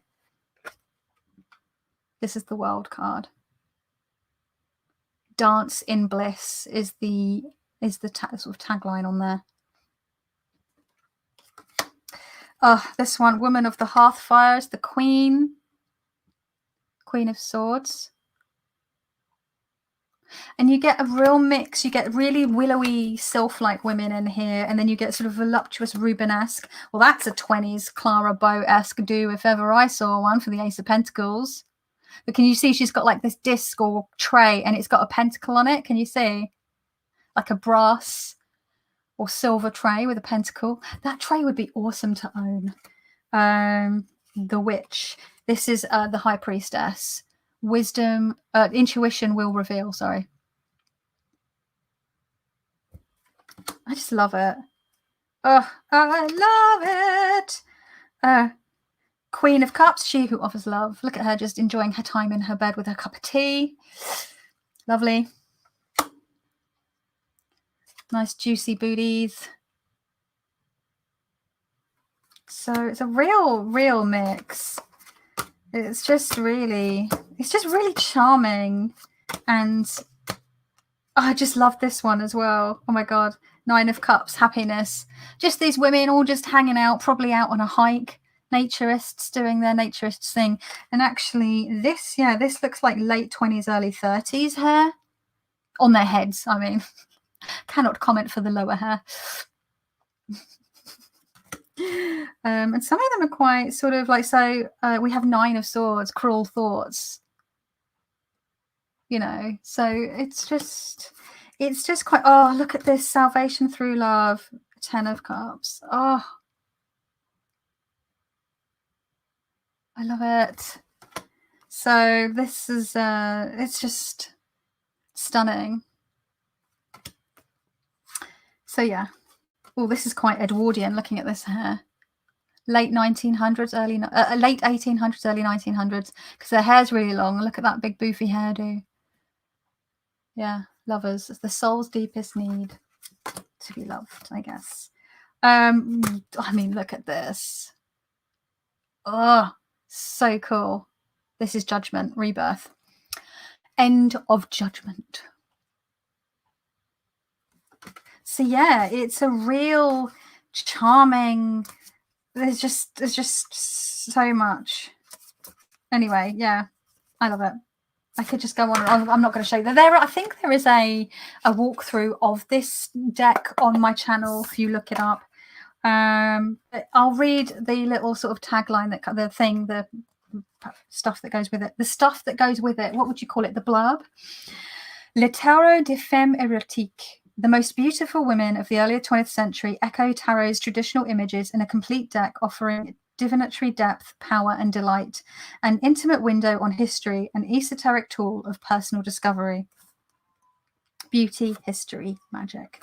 So yeah, so that's Le Tarot de Femme Erotique. Does anyone here have this deck? And how do you use it? And have you read for anyone else with this deck, out of interest? I've shown this deck to friends who I thought would like it, and actually several of my friends managed to nab copies of this, because I don't know if it is in print anymore, but I've never read for anyone with this. So I'm going to do the same thing again. I'm going to have a quick look through the chat, and then we'll look at our third and final like super queer friendly deck, which is obviously the Next World Tarot, because I've already mentioned it.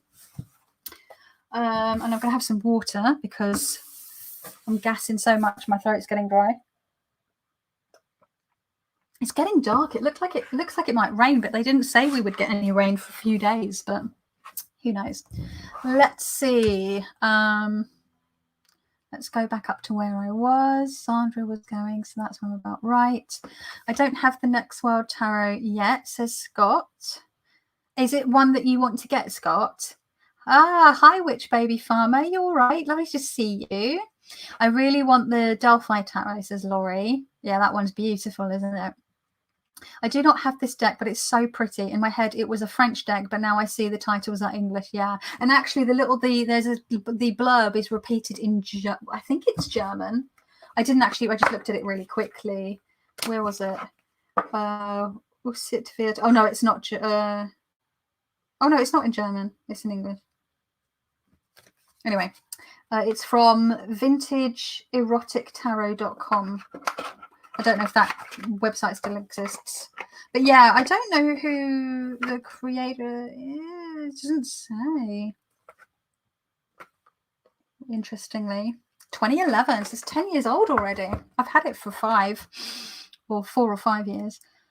Shauna, this is the best live. Thank you. Hey Joe, sup peeps? I'm not bi, but my wife is. I hope I qualify. Everyone's welcome. Now, where all your sexuality is, Joe.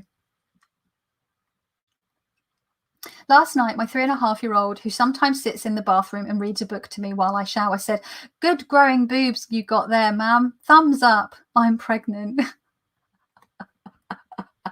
From the mouths of babes. Oh dear, that's hilarious. Amazing, Deanne. It's very sweet, yeah.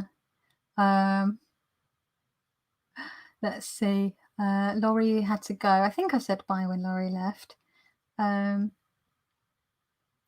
Let's see. My favourite thing my son said around that age, watching a Britney Spears scantily clad moment in a vid. Mum, is Britney Spears really poor? Why can't she afford clothes? Oh, yeah, again, from the mouths of babes, the way that children view things. I love old Victorian photos, clothes or no clothes. Same, Joe. I have a massive interest in historical clothing.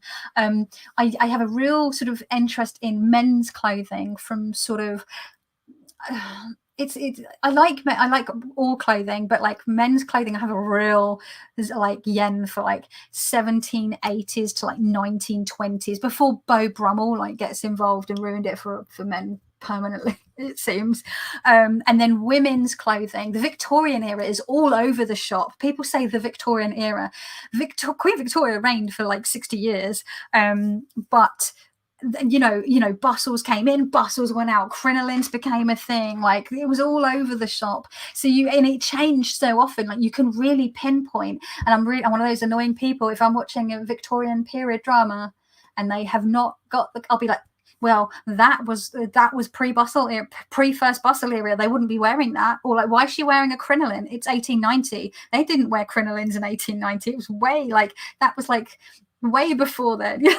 Like, or if the hair, like a lot of period dramas are too afraid to like go as like the hair got very strange during the Regency and like earlier Victorian period especially. And it seems that a lot of like costuming departments and hair departments on dramas don't want to like do the hair, and it drives me crazy because I know it's a bit weird, but like it's cool, and the makeup, like period dramas, and they've got makeup on, but modern makeup, and like, why is she wearing lipstick? That wouldn't be. And it depends. Like there are things where it's sort of like period Victorian inspired, and so it's not meant to be true to life. Maybe something like Enola Holmes or what are they called? What's it called? The Nevers or whatever it is, I can't remember. I've not watched that. Or like Shannon and Bone, it's sort of influenced by certain things. It's a fantasy essentially. But when you're watching things about the Tudors and there's women in these weird corsety things when corsets didn't exist. Don't even get me started on corsets. People like corsets are bad for you. It's like corsets are fine, people. There's a whole other thing. I'm not going to go on that rant because that's very off topic. Let's see. Yeah, poor Leanne. Yeah, hashtag free Britney. Although apparently her father has filed finally to end her conservatorship. From what I heard last week, so we'll see. Sip says Scott. Yeah, keep hydrated. In Victorian times, they would take pictures of people that had just died posing with their families. Yes, Victorian death photography. And it was partly because they initially believed that the soul could be captured within the photo. But also, photos are very, very expensive. Like we've got a phone now, we can take 10 million pictures on our, well, not 10 million, like I'm snapping pictures all the time. And I think a lot of us do, like throughout the day or throughout the week. But, a photo was a very sort of expensive and rare thing. So you would, if your child died, you would go to take a picture of them, so you had a memento of them, right? And oftentimes the child's eyes would be closed and they would paint on eyes so it looked like the baby was awake, or they would have their living sibling hold their dead sibling as if they're sleeping, or a parent would hold the dead baby as though it was asleep. But also they would do that with adults as well. They would use things to prop up bodies so that they weren't slumping. But also, it's a bit of a misnomer because there's some pictures going around of like Victorian pictures of people that have like braces things, like you can see behind them. And some of them it's death photography. But some of them it's just living people because the exposure took 15 minutes roughly. So you had to hold that pose. So you would have the head brace behind you with then the fabric to sort of hide that, so that you held. Otherwise, when you see like blurry vintage tintypes and stuff, and daguerreotypes, because they had moved and it takes so long to take the photo. It's fascinating. Yeah, I'm absolutely fascinated by Victorian death photography. There's a really amazing book that was released, I believe, last year, but it's really expensive, but I'd love it. And I think Caitlin Doherty, again, of Ask a Mortician, I know I mention her all the time, I think she did a video about Victorian death photography as well. And I actually find it really interesting. I'm not sure 100% I resonate completely with it yet. The Next World Tarot, but I have heard of so many good things. I put it on my list. And yeah, now it's a mass market deck. Like when it was, I've got the indie version, so it's, you know, it was a bit harder to come by for a while. Came in late on the last couple of Halloween tarot installments, says Baby Witch Farmer. That's fine. Yeah, it's a bit ghoulish. They would open their eyes and prop them up and stuff. Yeah, they did all sorts of stuff. Didn't they wear bread in their head to hold it up? I don't know if that's true, Joe, honestly. It was usually just hair rats, like hair pieces, like during, especially towards like the later part of the Victorian era and into the Edwardian era. Hair pieces were very, very common, just like sticking it on. So corsets give you great proprioceptive input. Good for some neurodivergent people. Oh, I see what you mean. Yeah, the one you're feeling like, yeah. And you know what? I wonder, like, if that was why when I was younger in my early teens and I started sort of wearing corsets regularly and getting into corset wearing during my Victorian Gothic phase. I wonder if it was a sense of security in wearing the corset. But yeah, corsets get a bad rap, and it's all to do with like propaganda, like from the time, and photo manipulated vintage photos, which have been, people have been manipulating or photoshopping photos since photos were a thing. So yeah, and also just women actresses complaining about painful corsets during filming. But what happens is they often, a corset has to be seasoned. It has to be worn in order to break it in, like a good pair of boots. And they often don't get the time to do that. Costumers might tight lace them, and that's not, you know, so they're complaining and saying corsets are dangerous or painful, but they're not actually wearing corsets in the way that women in the Victoria were wearing corsets. And actually corsets were, you know, something that came in sort of later in the 19th century. Before that, it was, you know, stays, and before that, it was kirtles that were, you know, laced quite tightly. So it's just underwear, that's all it is, to provide support. So I think I'm up to date with the chat. So let's see. I don't know why people would put bread in their hair. I've never heard that, but I'll look into it and check with some hair historians. So breadhead, yeah. So the Next World Tarot, I have the independent version, and this was gifted to me by our lovely Simon at the Hermit's Cave. I can't see anything about it now. Maybe I dreamed it up. You may have dreamed it up. I've literally never heard that in all of my studies of and career as a hair stylist and makeup artist. So yeah, so this is another deck. This was created by Christy C. Road. She is an artist and musician and of Latina descent, or she's Latina, Mexican, I believe. I hope I'm not getting that wrong. I've loved her work for years. So when I saw that she was doing a deck, I was so excited, and then I didn't get to nab a copy. And then someone in our community sent me a copy, but it went missing in the post, and they sent me their indie copy, and then I was so upset, and because there was no word about this being mass produced, so I thought I'm never going to be able to get this deck, and the Numinous didn't exist at the time, so I was like, this is like the only like super queer, inclusive, diverse deck that I have seen like do this to this extent. You know, this is back in 2016, 2017, you know, and then Simon sent me his copy, and I opened it and cried. Oh, she's Cuban. Okay, I couldn't remember if I'm getting her. Yeah, so thank you for that, Joe. And I made the foolish error of getting her nationality wrong. So hi, Kelly. Just coming in the 80s, the gay community was super hard on bias. I identified as lesbian fused because of it. See, that's the thing, right, Linda? I'm so sorry to hear that. And it's still a thing. It's still a thing. It was a thing for me through my 20s when I was dating and going to like gay nights and queer nights, and some of the stuff that I had said to me as bisexual women from lesbians, it was just quite, oh, I've already mentioned some of them earlier in the video, just like, oh my God, just not okay. Okay, so let's have a look at this amazing deck. Now, this is very glossy. I don't have the mass market version. I would like the mass, because there's a pocket version of this.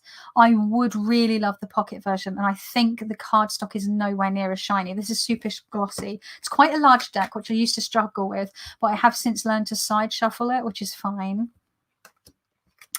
It's so fun and fabulous.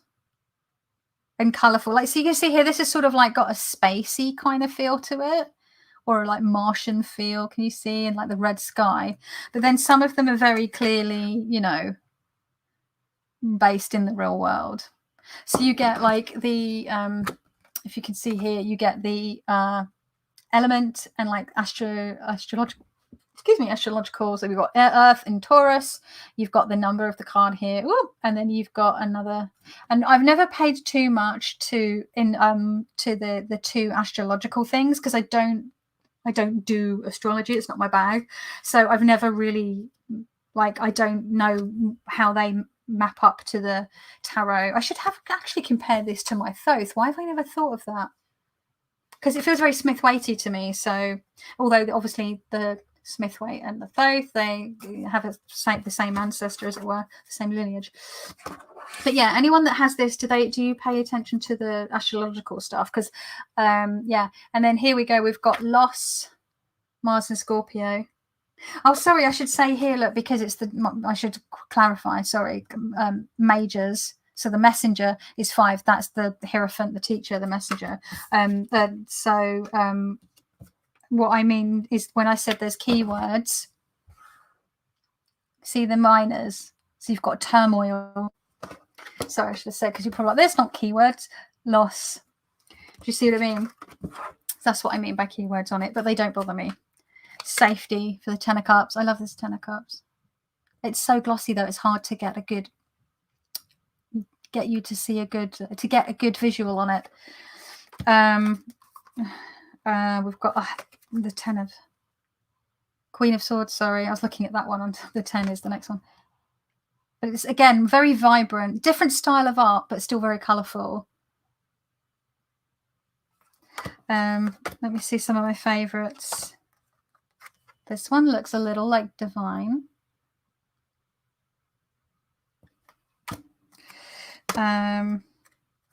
This one reminds me of my friend Anna. I love this old lady with her dog. Oh my God. See what I mean? You've got age diversity. And like racial diversity and tattoos, like literally a tattoo artist. Oh, I've spent many an hour in a room like that over the years.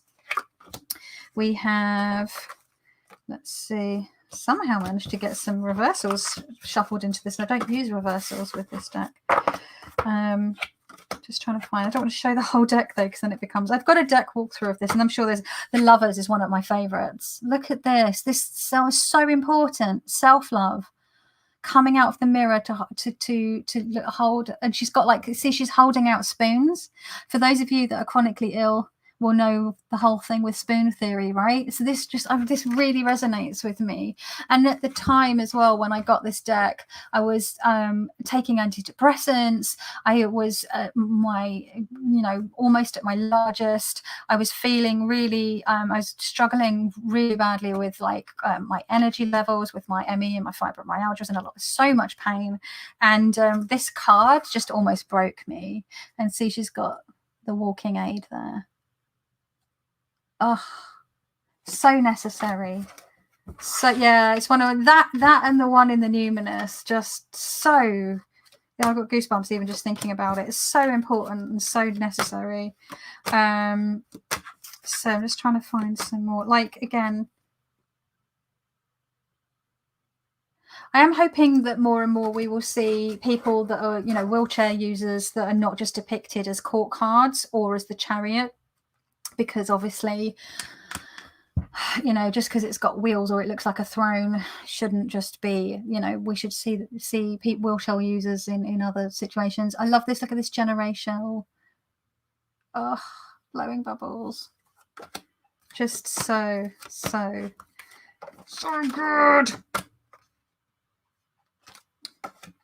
Just trying to find caring for their plants and the strength rather than an animal, which I really enjoy as someone who is really into plants, but I'm really bad at growing them. I'm such a black thumb. It's just embarrassing. But at least this is the thing, because I forage, it's fine. You just go to the local marshes, Forage sustainably, folks. Oh my God, this Two of Cups. You know, I love this.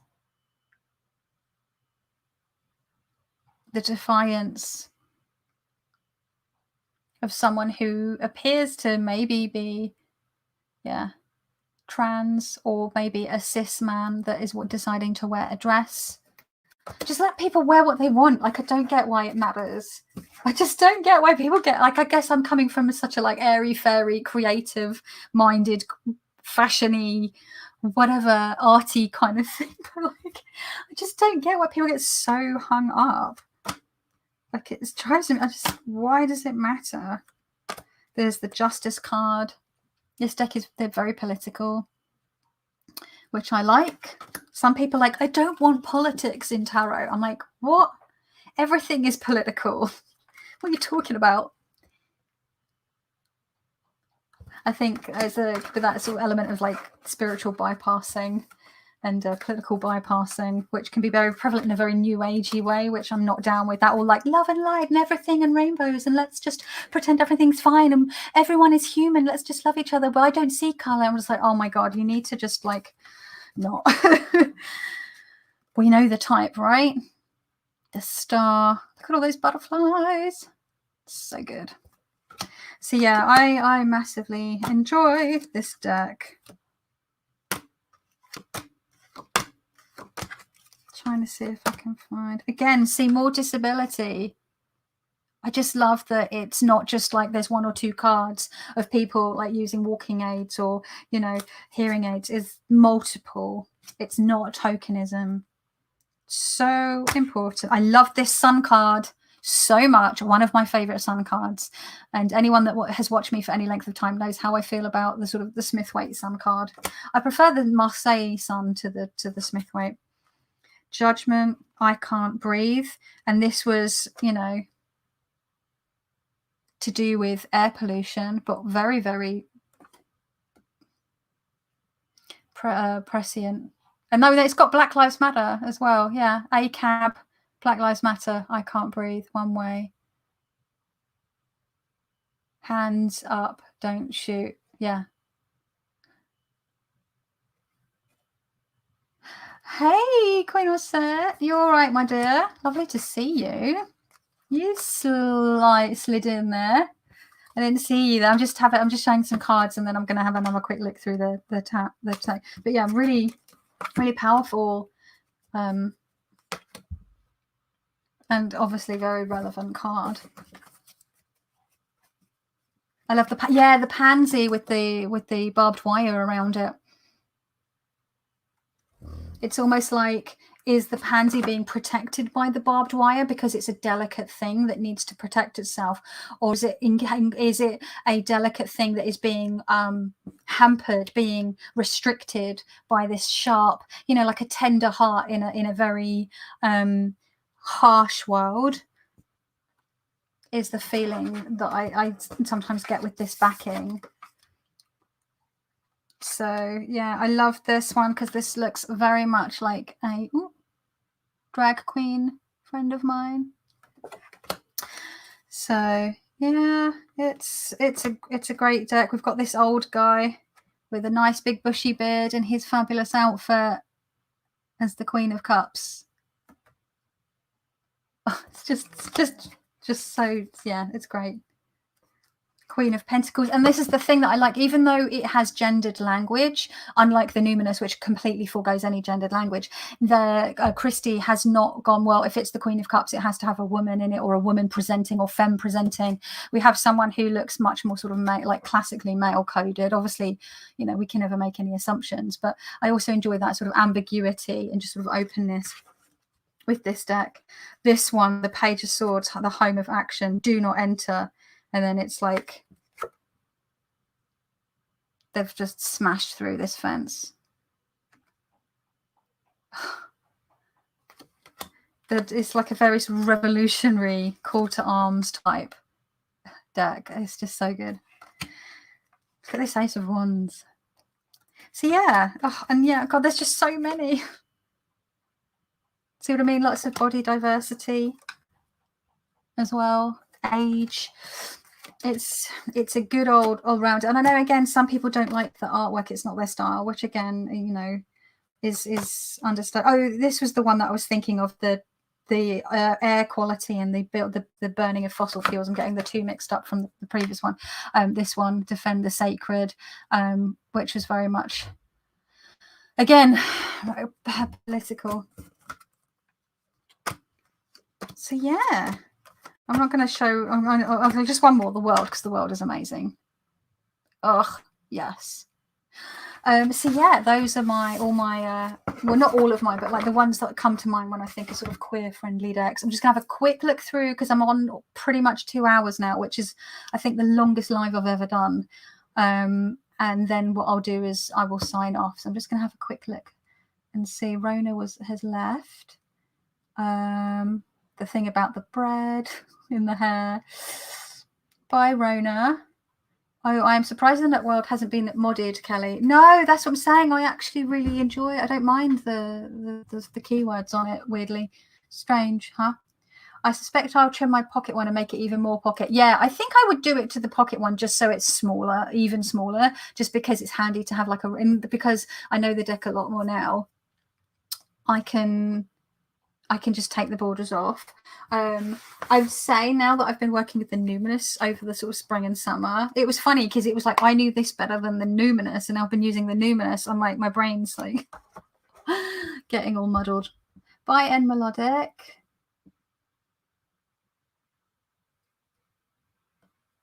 That messenger card is in my Pride Tarot deck, says Scott. Oh yeah, that one, the deck where they just cobbled together a bunch of cards from different decks. I remember that.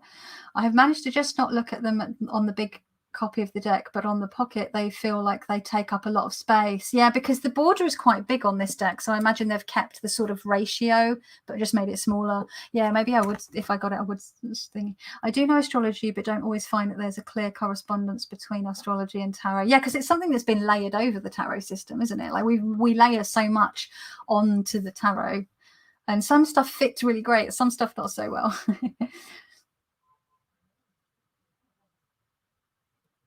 Let's see.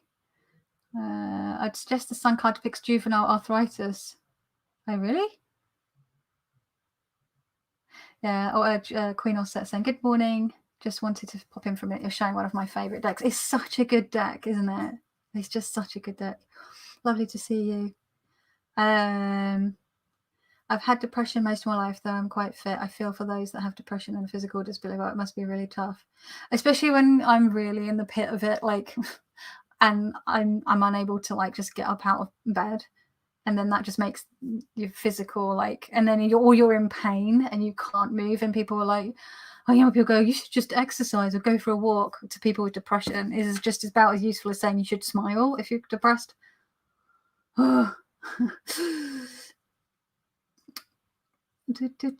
I love the sun card from Claude Burdell. Must be my favorite sun. What's going on with Thomas and my connection? I feel there's others involved. I don't know what that's in reference to. It was the 60s. They wore bread in their hair. Sorry. Oh, okay. I was like, I don't remember that being a Victorian thing. Some years ago, I got to see Queen Vicky's bloomers at the Forbes magazine gallery here in New York. Handmade lace by Swiss nuns. Seemed sacrilege to have them in the gallery. Oh, well, she weren't the Empress of India, massive colonialist fucker. Look at her keks, who cares? Jamie says, next world has a new edition coming out in November. Oh, it does? What kind of, like, what has there been changes? I follow Christy on Instagram. I hadn't seen that. I'll have to go have a look through her Insta and see what I've missed.